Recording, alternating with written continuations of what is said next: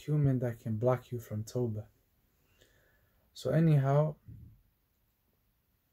what happened was, the scholar told the man, he said, the condition for your tawbah is you have to leave the land that you are currently in. Like, you should not stay here. And this shows us that our companionship has an effect on us in many ways, and especially spiritually. Usually a person picks up the habits of their friend. If they have, for example, people who pick up the habit of smoking, a lot of times it comes from being around people who smoke.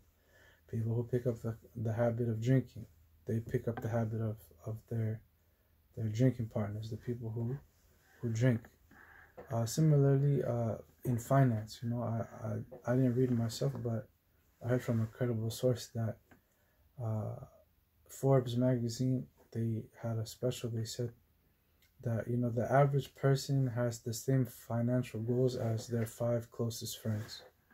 They want to have the same kind of car, they want to have the same kind of job, they want to have the same kind of house, they want to have, it's just birds of a feather flock together. So similarly, long story short, in our deen, our companionship has an effect on us spiritually.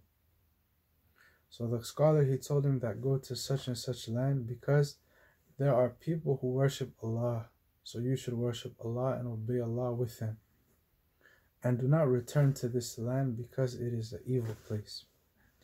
فانطلق حتى نصف الطريق فأتاه الموت فاختصمت فيه ملائكة الرحمة وملائكة العذاب. So what happened as this man was journeying to the new land, he left his old land.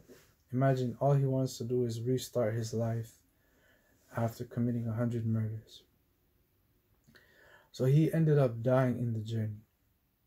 So in the midst of him passing away, the angels of mercy and Allah's paradise and the angels of Allah's wrath or anger and the hellfire, they came and they started quarreling or disagreeing about what is the abode of this person.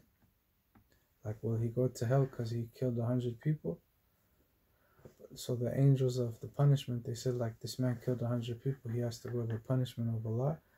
And the angels who were of Allah's mercy and paradise, they said that he has made tawbah, like he doesn't have any more sin.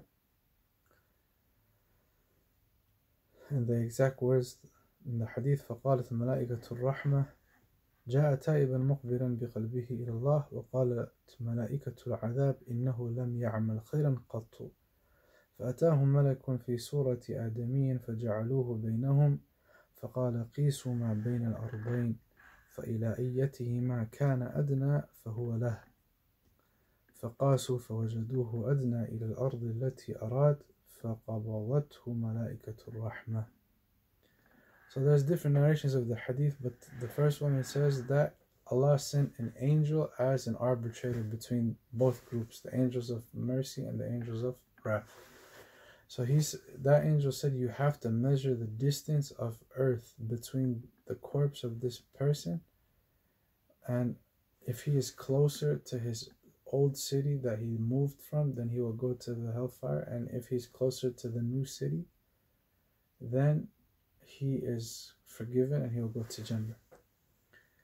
So anyway, the hadith says they found him closer to the new land, so the angels of mercy took him.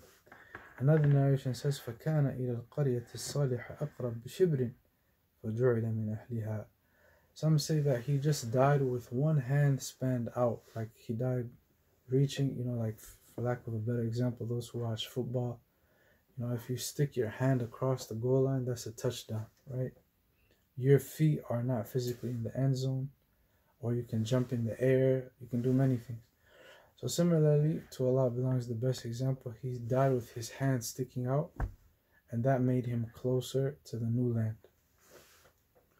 And another narration says, وفي رواية فأوحى الله إلى هذه أن تباعدي وإلى هذه أن تقربي وقال قيسوا بينهما فوجدوه إلى هذه أقرب بشبر فغفر له. Some narration said that in actuality when he died he was actually closer to the old land.